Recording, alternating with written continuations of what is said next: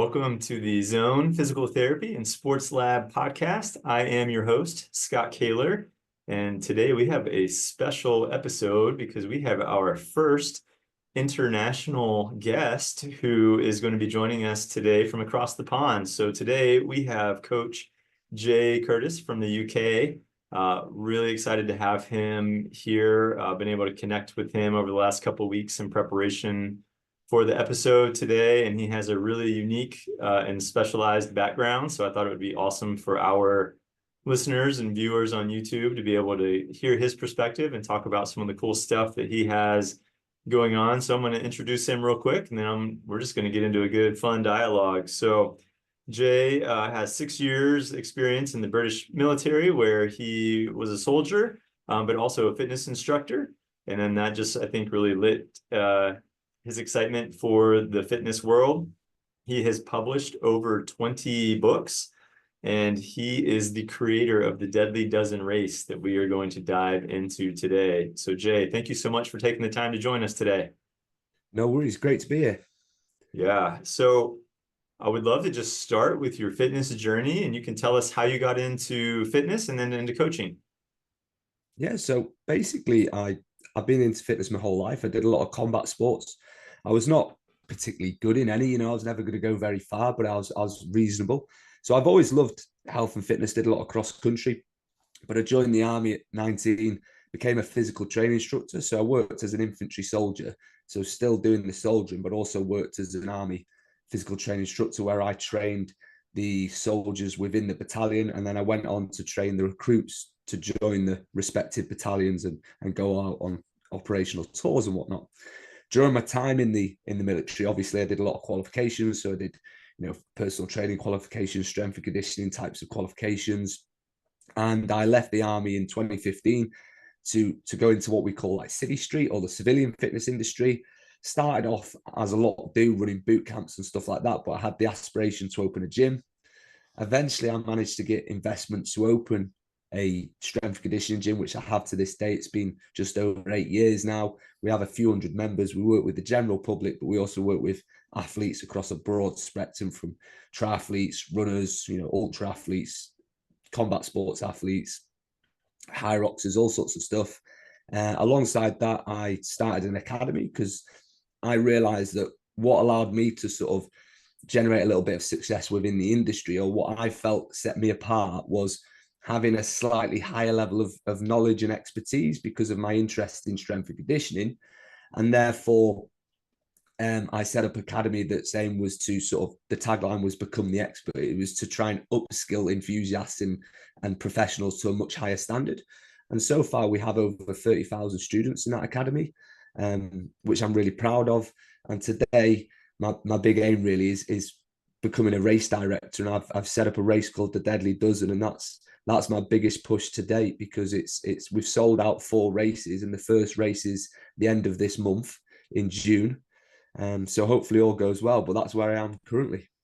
Oh, that's fantastic. Yeah, we're definitely going to spend a lot of time talking about your race, because I think it's a really cool event that you're putting on. And I know that a lot of our listeners will want to take part in what you have going on as well.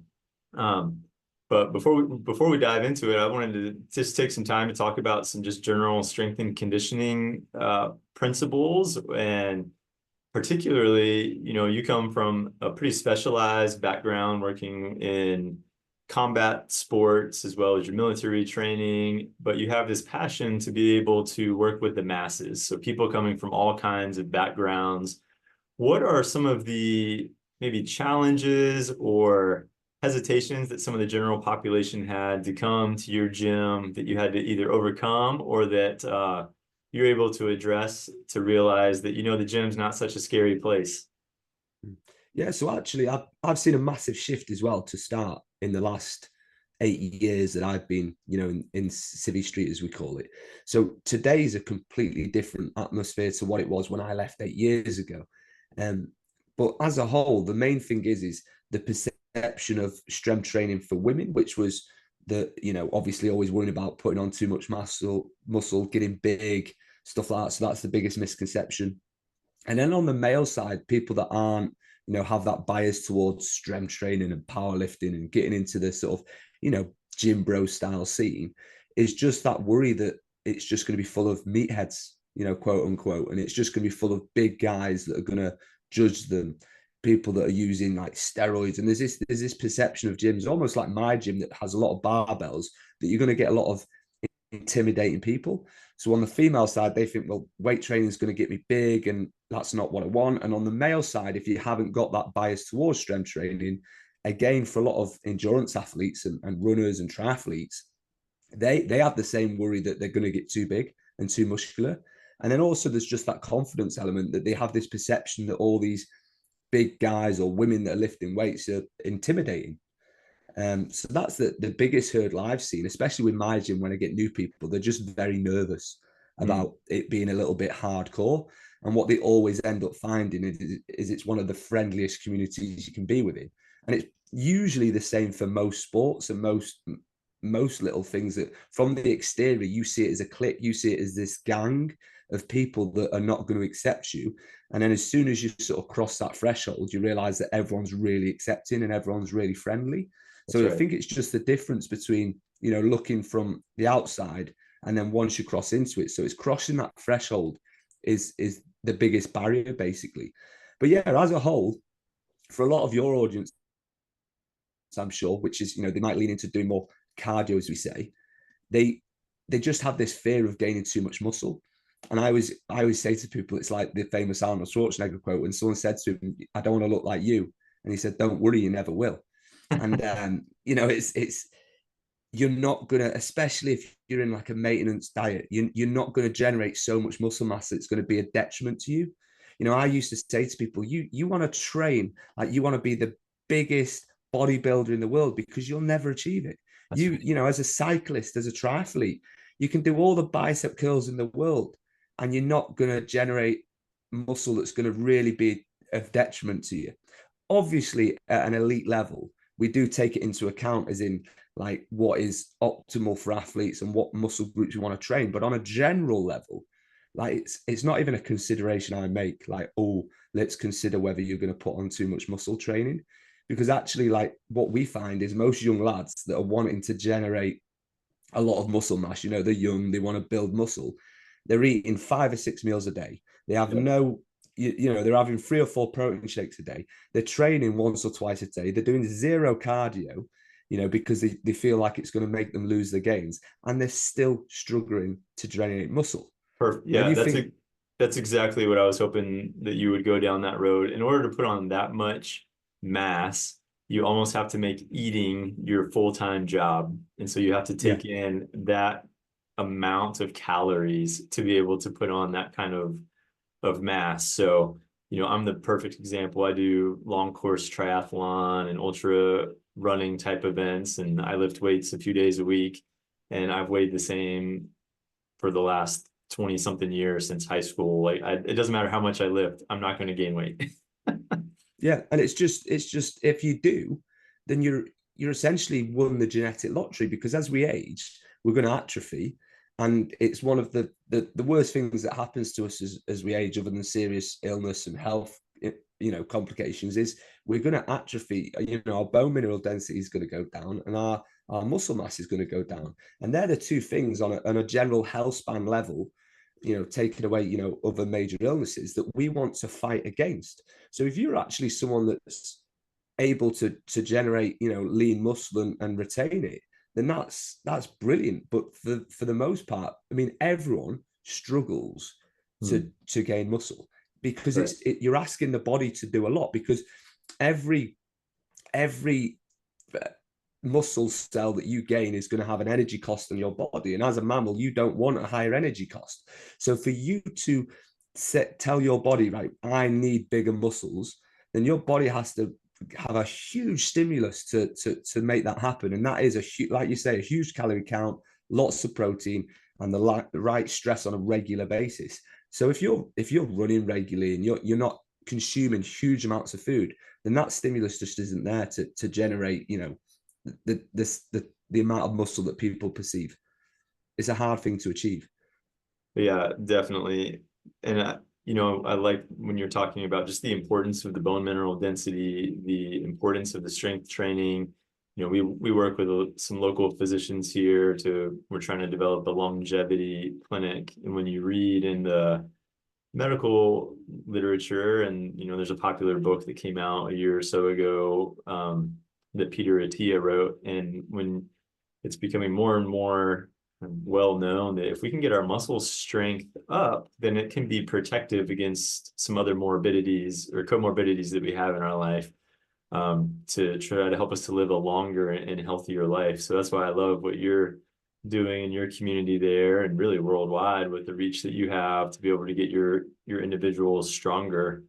So if you had someone that was, we talked about like the nervousness of being in the gym around people and how we've kind of squelched that, as most gyms are going to be pretty welcoming. What about just some advice for someone getting into weight training? What would be a couple of tips that you would give a newbie? So my main tips is that, firstly, don't be dogmatic about any given method. So there's a lot online. The beauty of the online world is that you've got all this free information, but you end up getting a lot of dogma and people saying that you've got to do this or you can't do that, or you've got to use the barbell rather than machines, or machines suck, or this and that. And any sort of modality is useful, and anything's better than nothing. But if you want to get the most out of yourself and you want to, maximize your time in the gym, and the best way to approach it is to just think about movements, like human movements. So yes, you can isolate muscles and think about, right, I'm going to work my biceps, I'm going to work my triceps, so the front of the arm, the back of the arm. I'm going to work my thighs or my quadriceps and the muscles at the top of the front of my leg. But actually, the best way we find, if you speak to any strength and conditioning coach that's working with elite level athletes and the general public, is they'll generally program in a way that works around movements. Mm-hmm. So there's fundamental movements like hinge, squat, lunge, push, pull, rotate, and gait, which is like walking and running. So your hinge is what we categorize as like deadlift type movements. So bending at the hips, where there's still a little bit of knee bend, but it's more focused on the hips, bending and extending. So bending and straightening. Things like picking a barbell or a kettlebell off the floor. Obviously, a squat is bending the hips, knees, and ankles. You could be a goblet squat with a kettlebell or a barbell. Could even be a leg press, is essentially a squat, but you're taking away a lot of the sort of stability needs and a lot of the complexity. Then you've got lunge, which is single leg movements, like stepping up onto a box or doing a walking lunge. You've got pushing movements like a bench press or a chest press. And you've got pulling movements, which is obviously, it could be a pull up or a lat pull down or a cable row. And when you start to program functional movements like that, or just movement patterns, you'll find you'll work every muscle in the body. So if you can learn the fundamentals, and especially if you can start with free weights and learn how to do, it doesn't necessarily have to be a barbell squat, even if it's a dumbbell or a kettlebell squat, dumbbell lunge, a kettlebell deadlift. Once you've mastered them core movements, you can basically train your entire body in any location with minimal amount of equipment. And you can do a total body session. So if I was to give anyone any advice, I would say master the fundamental movements, and then the world's your oyster. Then everything else is supplementary, whether you use different machines, whether you use resistance bands, whatever method you use to externally load the exercise, because that's all resistance training is we've got a movement like a squat and we can do it body weight. We can even regress it by holding on to something to reduce our body weight and add more stability. But then all we do, all resistance training is, or strength training, is a way of progressively loading that movement so it gets progressively harder and we can keep improving. And that can be a kettlebell, it could be a sandbag, it could be a dumbbell, it could be a barbell. The reason why the barbell is so infamous is because you can add plates to either side, and it's the easiest way to overload any given movement. Right. So learn them fundamental patterns, and then everything else on top of that, just find what you enjoy. Because although we always talk about what's optimal, usually what's optimal is the thing that you enjoy and will carry on and be consistent, because consistency is the biggest variable, really. Yeah, we say all the time, when people ask, well, what's the best exercise that I can do? And it's always the one that you like. Because if you like it, you're going to keep doing it. If you don't like it, the chances of it being a part of your routine is going to be fairly minimal, unless you have a coach or your accountability partner or someone that's kind of pushing you to do those things. But Yeah, no, I love that. You mentioned the one pattern, and I wanted to bring it up because just like going through your social media feeds, getting ready for our conversation today, I love the gait portion that you do from a movement pattern standpoint. So you think about like Mhm. our population, one, everyone walks, but we see a ton of runners and triathletes in our clinic, both from a rehab standpoint and a performance side. So I know you're a big fan of some carries and some different things. So tell us some of the benefits of doing some loaded carries and the different variations of them that our listeners might find helpful. So yeah, so we're big believers in loading all the movement patterns, and when it comes to athletic performance, I also, when it comes to gait, we expand through that into, sprinting. You've got obviously walking, jogging, running, sprinting, change of direction, but then we've also got loading of these movements, and there's loads of ways in which we can load um, carries, and it's usually associated with strongman or strongwoman training, using yokes or using farmers walk handles. But it's actually one of the best tools for just conditioning the entire body, and it's good because it has a strengthening aspect to it, but it's also a massive conditioning aspect. And the beauty of it, rather than performing reps, for example, like up and down 10 times, you are covering a distance often with a loaded carry, obviously, and that adds a different sort of feel to the training, right? You've got to move 20 meters, which is often, it's a good way to maximize motivation. Now, the benefit of a loaded carry is it can be bilaterally loaded. Now, it could be a barbell on the back, or it could be a weight in each hand. One of our favorite carries is a suitcase carry, where we hold a weight on one side. So it's working anti-lateral flexion. So you're resisting side bending of the spine. So it works all the obliques and the quadratus lumborum, the lower back muscle, really hard. So it's a great core exercise. So we can load each side. So you'll feel it in so many ways around the body because there's that unilateral loading, so loading one side. So that's one of our favorites. But as a whole, the reason we like the loaded carries is it develops grip strength, so it's good for the elbows because the forearm muscles are being developed. So anyone that suffers with sort of medial or lateral elbow pain, it's a great way to sort of build resilience against that and to recondition these muscles, after injury. But also it works the core incredibly hard, especially if you do a loaded carry where the weight is held to the front. We do ones where we hug sandbags, or we do what's called a zercher carry where we have a barbell or sandbag in the crux of the elbows, and that you'll feel incredibly so on the core muscles, so the muscles of the the abdominals and the lower back. But it also just conditions all the tissues. So one thing that I always sort of say to people is everything's conditioning. You're conditioning your tissues. It's like when, as a runner, you've got to get miles on the legs. And what loaded carries do, especially if you go very heavy, you'll see how there'll be all that almost like proprioception at the ankle and the knee, where you'll feel, when you go really, really heavy, which is not what I would do with runners. We're talking like strong men and women. You actually see their legs buckling because there's so much load. So all them tissues, all them ligaments around the knees are having to sort of work to stabilize.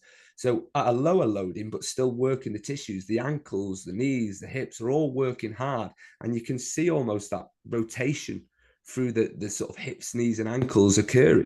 And all I see that as is a brilliant way to condition these tissues and make them more resilient for the Yep. for the stresses of what daily life and sport puts on them. Yeah, oh, I love that. Suitcase carries are one of our, well, let me just back up a second. Carries in general, especially when you start adding load that makes someone have to think and self-organize. So it's not a lot of feedback, but how can I stack my joints appropriately to be able to Mm-hmm. manage this load? I think it's such a good motor learning tool. And then you throw in a unilateral suitcase carry. That is a fantastic, like what you're talking about. It's going to make one hip work differently than the other side. You're going to get your abs engaging on one side differently than the other. And for our folks that are maybe osteoporotic or borderline, it is a great way to build bone mineral density because bones like big loads that are asymmetrical because that's going to stimulate those bone cells to meet the demand of that activity, which is way different than just like going out for a run, right? That's not a big enough load to stimulate the bones. It actually can do the opposite. from that, and that's where we can see our stress injuries. So these are great tools to try to build up those tissues, tendons, bones, muscles, just like you're talking about, so that we can be resilient for the activities that we want to compete in or train in. So I love that. And then you said something else about speed of movement and training, sprinting. You know, we work with the whole gamut of age, or folks across the whole population, similar to like you do in your gym. You know, and Mhm. unfortunately, you know, I think one of the reasons that we'll see older folks fall is they just don't have the ability to generate the speed. So if they clip their toes on a curb or a rug, they don't have the ability to get their foot out in front of them and catch themselves like you or I would. And so Mhm. being able to sprint across the lifespan, I think, is huge. And I'm not talking about just, you know, if you haven't been sprinting to go out and try to do a 100-meter sprint right now, but 70% effort after you've built up some months of training and starting to build that up can go a long way. So I don't know if you wanted to take a little bit of a dive on any sprinting stuff, or if you want to leave it at Yeah, that, I'll absolutely. turn it over to you. Yeah, I'd like to sort of go down into sort of that reactive strength, which is absolutely true. It's actually an interesting thought that it used to be that we'd all say that people aren't strength training, and that's the key, and that was the case, you know. So we're telling everyone now that you need to strength train for bone mineral density and muscle density, and it's absolutely key for health span. And more people are doing that now. Now, when you really think about it, what's the one thing that most people stop doing? Not even as they get older, like we're talking just leave school. Yeah, And it's like running fast. And you've got to remember that running fast is not sprinting. Sprinting right. is running maximally. So Yeah, people thank you think for if I think clarifying that. Yeah. yeah. So I think a lot of people, and a lot of people even watching this podcast, or fit people as well, people that go to the gym every single day, is amazing. If I got 100 of my gym members and said, who has actually sprint, and most of them would say, yeah, I have, but actually they haven't, right? Who has actually sprinted in the last year, right? Who's sprinted as fast as they can in the last 5 years? And you'd probably find it be shocking. We're talking 20 to 30-year-olds, 30 to 40-year-olds as well, 50 to 60-year-olds. Like, how often are they sprinting? Now, I think if people were to maintain more plyometrics, so sprinting is the fastest form of plyometrics being um, reactive strength. So jump training often is how we describe plyometrics. So it's the stretch shortening cycle. So the muscle initially lengthens, then there's that transition phase between when the muscle shortens, and we want that to happen rapidly. And that's what we refer to as reactive strength. So maximal strength is the ability to produce a lot of force to overcome a resistance. Reactive strength is the ability to transition between that lengthening phase into that shortening phase rapidly with a high amount of force. Now, it makes sense that athletes, when measured, have very good reactive strength. So not only are they strong, some athletes aren't that strong, relative to a lot of gym bros or people in the, that are seasoned weightlifters. But what they do have is incredible reactive strength. So their Right. muscles can lengthen and shorten at great speeds, producing a lot of force in relation to that. And I think that is, along with strength training, is a massive missing link to keeping yourself youthful. Having that, like you said, it's not just about coordination and balance. It's also about having that speed and agility, the ability to change the position of a limb or your body Yep. without losing balance and put a foot forward. I think that's a really interesting point, because people always just talk about balance and coordination rather than actually having the quickness, that speed to adjust. So I think a missing link alongside strength, which most people are talking about, is reactive strength, jump training and sprint training. Now, if you look at what a lot of elderly people might be able to do, you wouldn't think it was out of this world to see them lifting dumbbells or even doing like a kettlebell deadlift. But when you see an 8-year-old doing a jump, like a box jump, or actually sprinting, now that's really impressive.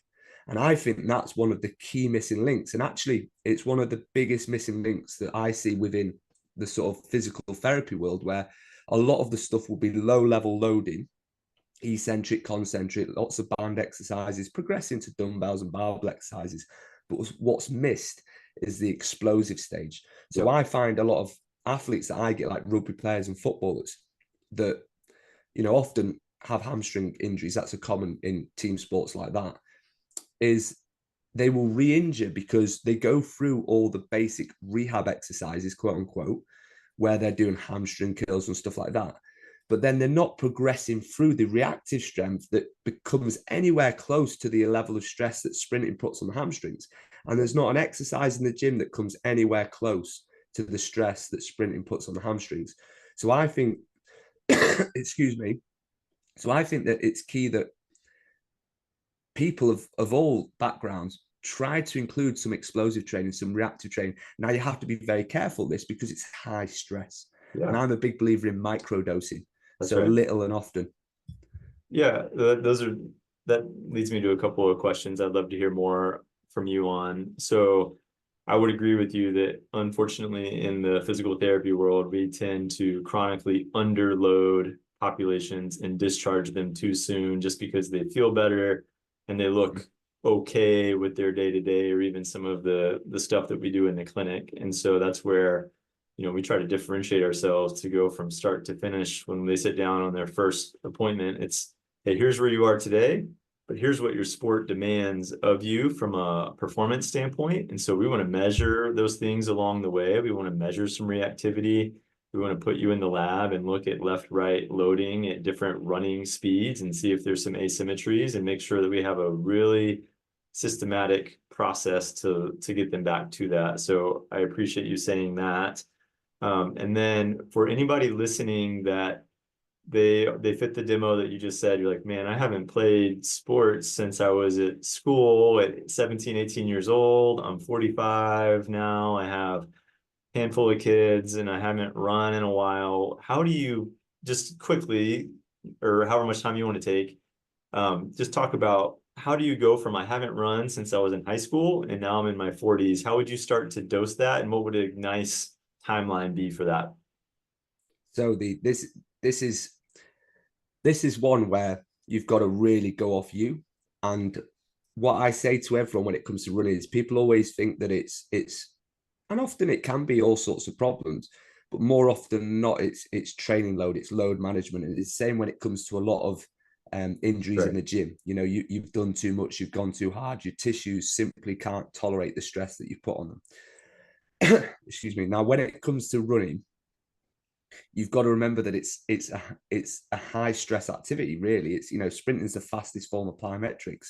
When you think about how stressful jumping can be, so when you're sprinting, you're literally doing like essentially single leg jumps. Yep. Multiple times your body weight's going through your lower leg. Now, the key to running is to do a little bit, adequate recovery, a little bit more, adequate recovery. So adequate recovery in big letters, capitals. So you need to stress the tissues, allow them tissues to recover. Stress them tissues, allow them to recover. Now, the problem people have is they hold themselves to a previous standard. So everyone always believes that when they were kids, they were climbing trees, they're doing monkey bars, they're sprinting, they were an athlete. And that's not always the case. It's a lot of thinking back and being thinking things were better than they were, maybe, or you were more athletic, or it doesn't really matter. But you hold yourself to a previous account. And that does two things. You do too much and you end up with an overuse injury, or you try to run too fast, you burn yourself out and you don't enjoy running. So often if you don't enjoy running, it's because you're pushing yourself too hard. Run slow to get fast. Zone 2 training, so easy training, will turn you into a good runner. You don't actually have to run really hard. Them sessions are important, but in the initial stages especially, you don't actually have to run that hard to get fast. So just run less than you think you should is my advice. And I wouldn't go off distance, I would go off time, because sometimes what distance does is it goes 5K or 10K. And I'd go, well, you're setting yourself an amount that you have to run for. I'd say, right, run for 10 minutes, rest for a day or two, right, 15 minutes, 20 minutes. If you feel any hot spots, what we call niggles, I know people often don't say that in the States, but in the UK, niggles is like little injuries that aren't quite injuries. So if after your second run, you're like, you know what, my ankles are a little bit tender, or my Achilles, or my shins are a little bit tender after a few weeks, then just have a few more days off and then do a shorter run. So I think the key to running is to really understand your body, because out of everyone I've got that I work with that's runners, some people do 100 miles a week. They've never had shin pain. Someone else starts running, they get shin pain. The other person's never had shin pain, but they struggle with their Achilles. So everyone's a little bit different, and everyone can manage different training loads. So really listen to your body, progress the running slower, I would say, than what you think is appropriate. So do less initially, build it up slowly, play the long game, don't run too fast, don't run for too long. And that's how you will develop the conditioning and the love of running. And before you know it, you'll be an incredible runner. Yeah. Oh, I love that. So then just one more follow-up on that line of thinking. So someone's spent some time running less than they think they should, they're feeling good. When will you start to progress into those faster runs that might only be 10 to 100 meters, just depending on what you're dosing for the day? And then the second question would be like, what is a typical fast run volume day for someone that's just getting into it? Okay, so what I would do was initially I'd do fartlek. So I would just on a standard slow run, I would incorporate. So when you're feeling good, I'd incorporate just running from say lamppost to lamppost, right? Go up to 80%. And then you do what we call strides, which is Yep. we do them in a warm up a lot of time where we go from sort of 50%, 60, 70, 80, 90, and then pyramid back down. So in one of the runs per week, say if you're running 2 to 3 times a week, I would just incorporate a little bit of fartlek. So the whole session doesn't have to be this sort of anaerobic fartlek session. It can just be, I'm going to do a few sprints throughout this run and then build up to top speed. Build up to top speed before you feel any sort of breakdown or complete exhaustion. Slow down, so you're then recovering from that maximal burst. That's a great way to start adding in that speed, and then that's where I'd progress to doing actual potentially like full speed sessions, whether you've got access to an athletics track, which is the gold standard. Everyone always runs faster and harder on an athletics track, but then I would have in my training, potentially I'd have one slow run. What I do is I have one long slow run a week, which is the zone 2 run. I'd then have one tempo run, which is 20 to 30 minutes of a set pace essentially. And that might be tailored around heart rate zones, or it could just be RP, rating of perceived exertion. Mm-hmm. But a lot of runners will use heart rate zones and stuff like that. And I would run fast. That would be my fast run where I'm trying to push that sort of threshold pace, that race pace, for me as a more of a fitness racer. And then I might do one session on the track where I'll do interval training, which is, I do a lot of 400s and 800s, but people might want to do more specific sprint work where they're doing 60 meters and 100 meters and 200 meters. Yeah. Oh man, that's an awesome answer. I love the run less than you think you need to, and run easier than you think you should. Yeah, absolutely. Almost That- that you feel guilty for doing that amount and that pace. So a zone 2 pace should make you feel like I'm going too slow. You should feel like guilty for not running harder. That's zone 2, and yep. that is the backbone of your running.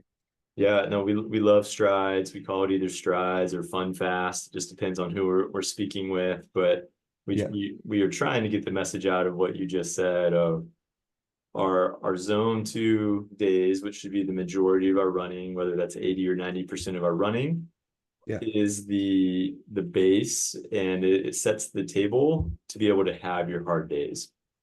And yeah. so And it's low recovery cost, isn't it? Zone 2. So yep. it's just what I would say is low recovery cost on the energy system on your body as a whole. But you've also got to think about,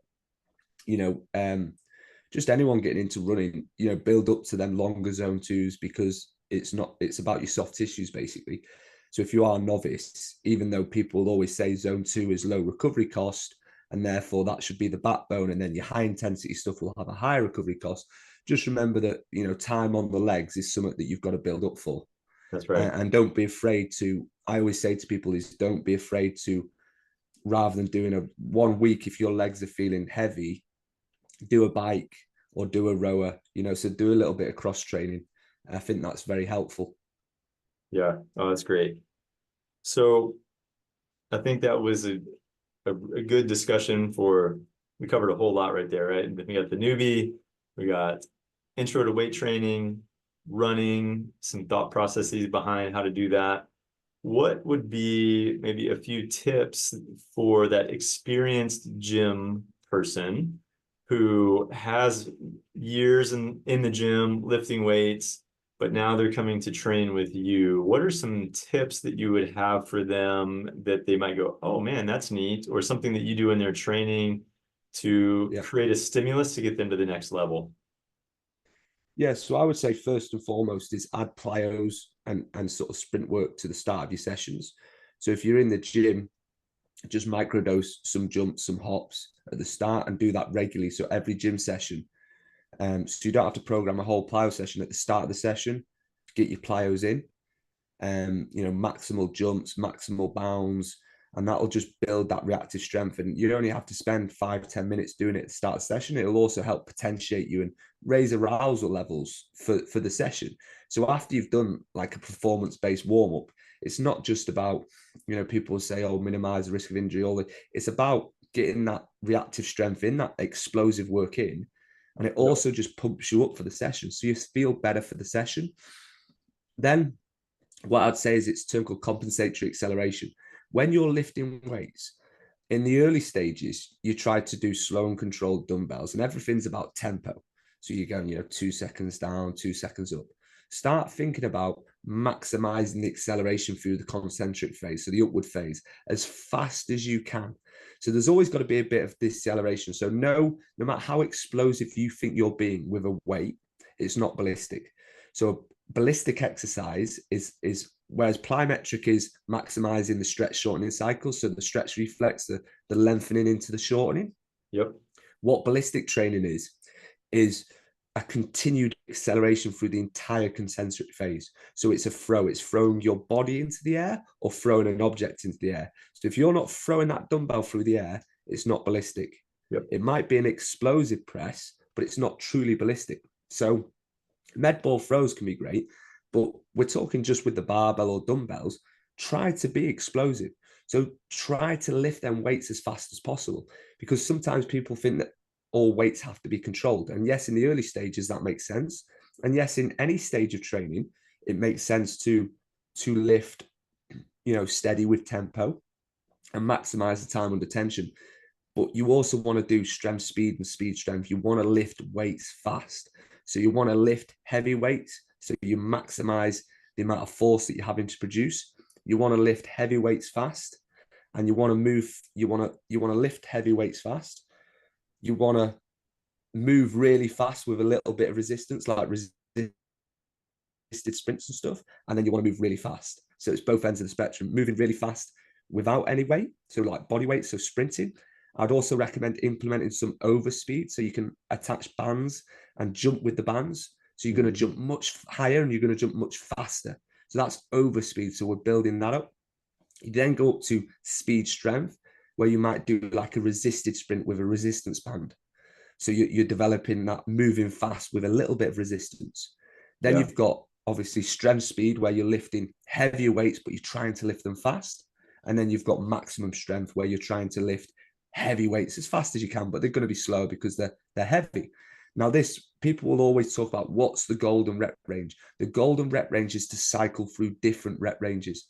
So you'll have exercises where you perform 8 to 12 reps, but you also want them 1 to 3 rep ranges.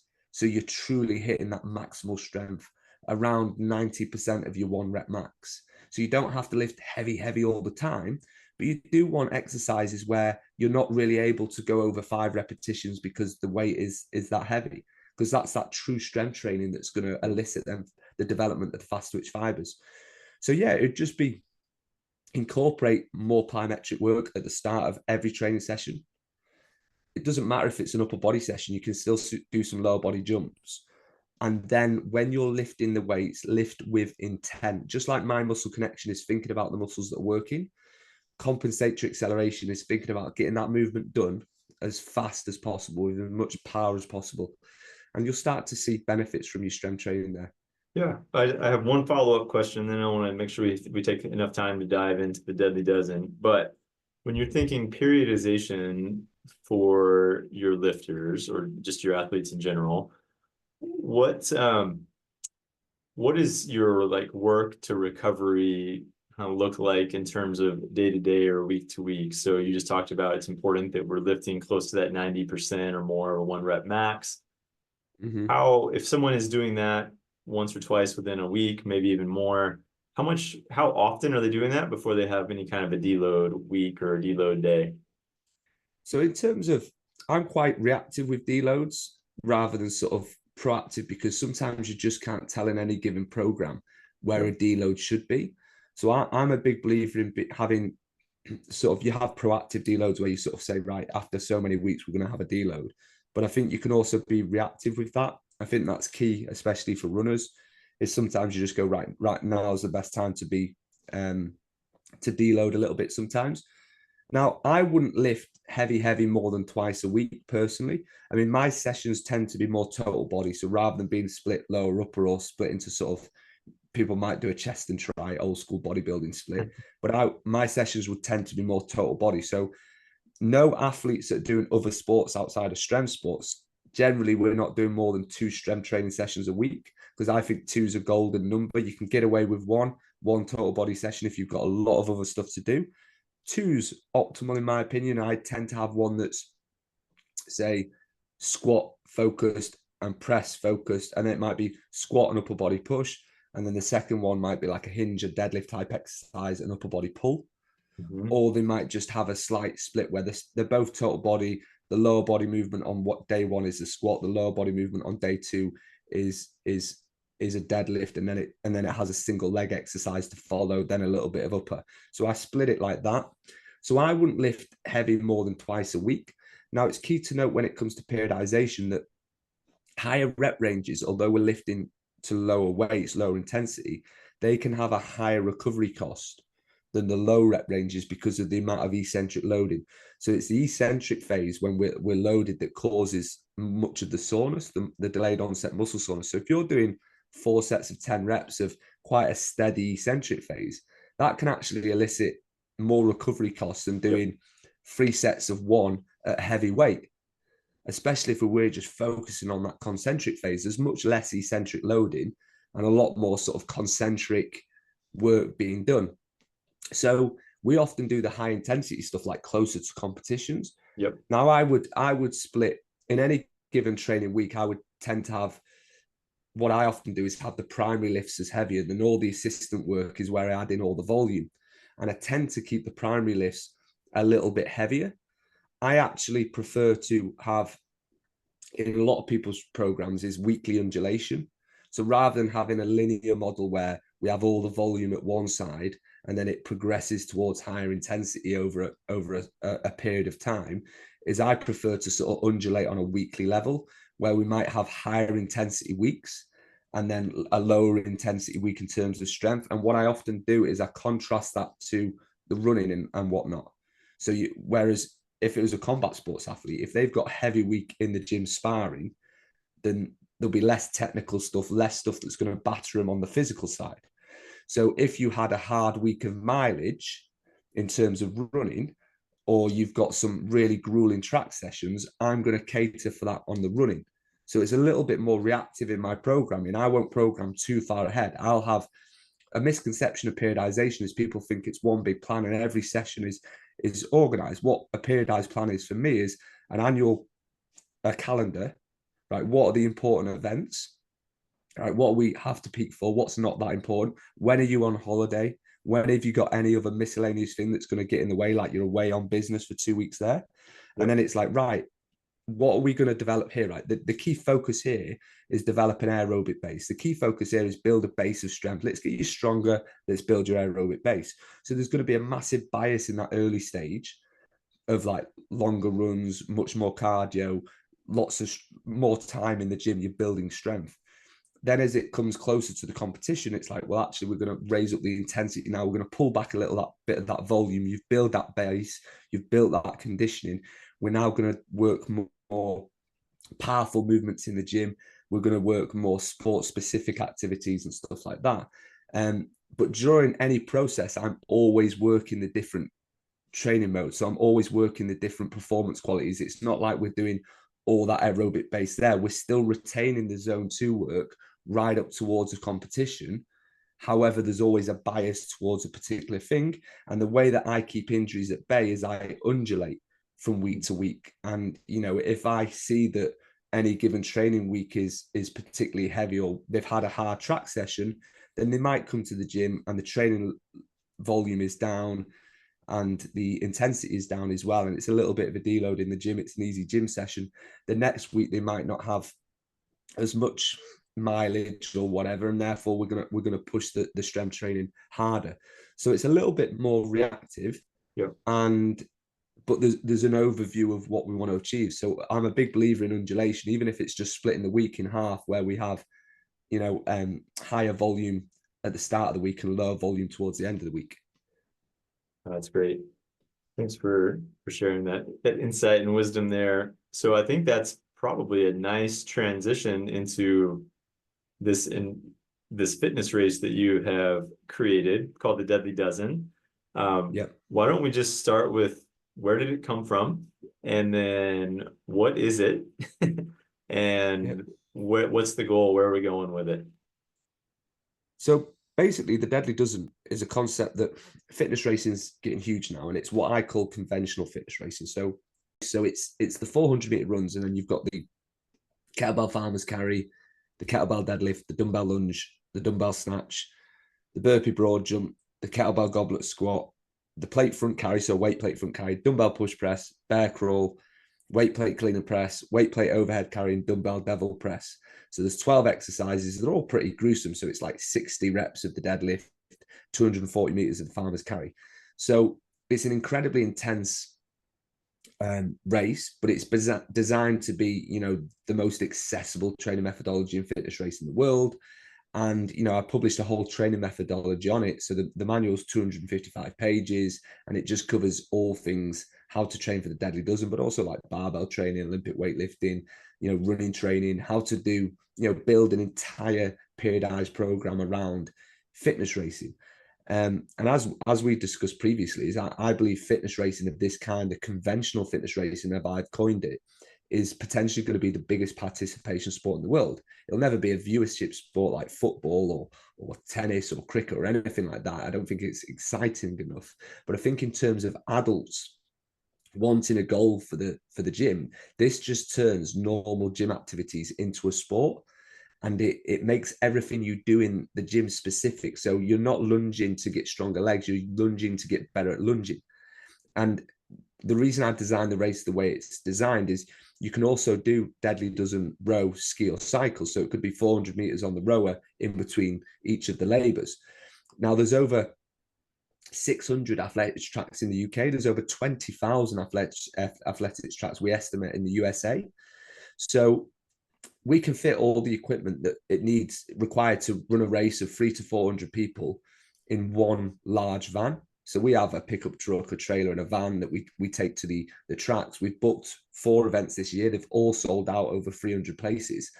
And the idea is next year we're going to take it UK wide, and we want to go international within the next 2 years, next 18 months, really, to get it to as many tracks around the world as we can. We're having an app developed. We want global leaderboards because we have a similar setup to High Rocks, that we have the timing match. So every athlete is chipped.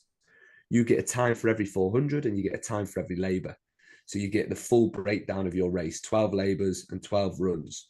And the idea is that we just build it and see how far we can take it. But athletics tracks are massively underused in this country. And hopefully with the rise of gyms and fitness as a whole, hopefully this will be, you know, the next big sport. Oh, that's fantastic. Well, we're going to have you come to Greenville, South Carolina, so that you can host one of your events. Oh, absolutely. That's the plan. We actually, when I launched the event and sort of I launched the manual and I sort of give PDF copies for free on one of the promos, we got, without exaggerating, in excess of 30 to 40 people from the States, Mexico, Switzerland, China, even all across Europe, basically saying, when is the Deadly Dozen coming to wherever they were, like Oslo, all sorts of places. And in the UK, it just sort of blew up, where we put a post on one of the High Rocks groups saying, look, we're just looking for people that have contacts to tracks, and where would you recommend? We got like 200 comments saying, come to this track, come to this track, come to this track. Because people, in all honesty, with it's completely different to High Rocks in its design, but it's probably the most similar race in its concept to High Rocks. That it's a run followed by an exercise. One thing that sets the Deadly Dozen apart is there's a lot more upper body than most other fitness races. But I do think that off the back of High Rocks' success, that people are looking at alternatives, and this is almost like a sprint version of High Rocks. So those that do High Rocks in an hour tend to do the Deadly Dozen around 40 minutes. So most people that are sort of at like an hour 20, they're probably doing the Deadly Dozen in an hour. We've had some people do it in 2.5 hours. My time's around 40 minutes. I reckon the best times on the track are going to be just sub 40. Most people are going to be around 60 to 90 minutes. That's great. I'm going to have, well, first I want to say you were kind enough to send me a copy of your training manual. It's very well done and easy to follow. The programs are quite robust. So I might have to do that when I finish up my next half Ironman event, and then come over to the UK and participate if you have a spot for me. Oh, absolutely. Yeah, we've actually got, it's crazy because I'm in a small town in Cheshire called Macclesfield, about half an hour from Manchester. And we've got people flying in from Q8 and stuff to do the Deadly Dozen in this small town. So it's really sort of got legs basically. But yeah, hopefully I can get it all over the States. I mean, there's that many athletics tracks in the States, and the weather's a little bit more forgiving there than it is here. Come rain or shine, we run the races, but obviously in the UK, it's raining more than it's not. So obviously there's a little bit more challenge when it comes to a little bit of rain when you're doing a farmer's walk with kettlebells. Oh man, yeah, I didn't even think about the rain component and holding heavy stuff. Yeah, so it still runs because it's fine. So that's key to conventional fitness racing, is that we don't have any. You've got to have some barrier, because otherwise, fit, strong people are going to be like, what's the point? But it's the barrier, in my opinion. So, for example, the kettlebell deadlift is 32 kilo, but you are doing 60 of them. I think the biggest barriers that feedback we've got is it's a 15 kilo dumbbell snatch for 60 reps, alternating arms, and it's 12.5 kilo dumbbells for the overhead press. I know you often use pounds, don't you? But we use kilos. But yeah, so the weights are relatively light. But obviously the feedback we've got is from, generally it's like 60-plus-year-old men. So we've got 70-year-olds entering the race. But yeah, generally it's like the older men that seem to have the sort of lacking ability to press overhead. So that's where we've got some feedback that that's a little bit heavy. But as a whole, I mean, one of my clients is 60 years old, female, weighs about 55. She's like 8 stone, barely, like whatever it is, like 120 pounds, like tiny, 5'5". She could snatch the 15 kilo dumbbell. So personally, I don't think it's a major barrier to entry. I think our barrier to entry is very low. But the feedback I've been given from the dozens and dozens of people that have done both High Rocks and Deadly Dozen is that the Deadly Dozen ends up being more intense, because, like I said earlier about tracks encouraging intensity, when you've got a single loop of the track, it encourages you to go hard. And what I'm actually sort of looking forward to a little bit is people are expect all the High Rocksers, and we've got some quite high level High Rocksers coming to compete. They're all seeing it as a sprint event. And a lot of them have said, oh, I can't wait to do the 400-meter sprints. And I'm like, oh, you're going to get the shock of your life, because everyone that's done it so far has said this is like harder than the High Rocks, because you run that 400 and then you're doing a resistance exercise and you run the 400, you're doing resistance. In High Rocks, you're often doing cardio into cardio. So you're going like cardio, running into skiing, running into rowing. The Deadly Dozen is very much like running into resistance, like lunges, running into goblet squats, running into kettlebell deadlifts. So it's very unforgiving. It's laborsome on the muscles. So when you get back on that track, it hits you hard. It is a race that does punish you. So I'm really looking forward to the feedback from all the High Rocksers, especially the solo races, because we do have solos competing as individual, pairs competing as a pair, and also relay where you compete as a 4. Yeah. Oh, that's awesome. Well, Coach Jay, I'm excited for what you're building, and I'm appreciative of you taking the time to come and be part of our podcast. And hopefully, we can now have a little bit wider audience for our respective adventures that we have going on. Any parting thoughts or anything you want to leave with our listeners? I would just say that I think the biggest thing that the fitness industry has done wrong in recent years is sort of specialize everyone. Like you're either strength training or your cardio training. And now we've actually developed a term hybrid fitness, which technically should just be fitness, because fitness means everything. You've got cardio fitness, you've got strength, you've got muscle endurance, you've got agility, you've got speed. And we call it hybrid fitness racing, because you're both fit and strong. And that's just fitness. And what I think has happened in the last decade or so with the gym, it's been awesome that the gyms got bigger, but then people have either gone, well, I'm a weightlifter or I'm a runner. And I genuinely believe that the fittest, healthiest, happiest people overall are the ones that do cardio, resistance training, all different modes of fitness. Trust me, if you might really enjoy the strength side as a bias, but I've never met any powerlifter that incorporates cardio that then doesn't go, you know what, it does make you feel really good. And Right. vice versa. All these cardio guys, they do a little bit lifting weights and they go, you know what, you do feel good. You feel stronger, you feel empowered. So all the different modes of training, like my advice to anyone is try and find the time to incorporate them all in some way, and always favor the stuff you enjoy, but you'll enjoy them more actually if you do the other stuff. That's right. Oh, that's awesome. Well, thank you so much for taking the time to join us today, and look forward to keeping in touch and learning more about what all the exciting things that you have going on in the UK and soon to be the States. Brilliant. And thanks for having me on. I really enjoyed it. It's great chatting to you.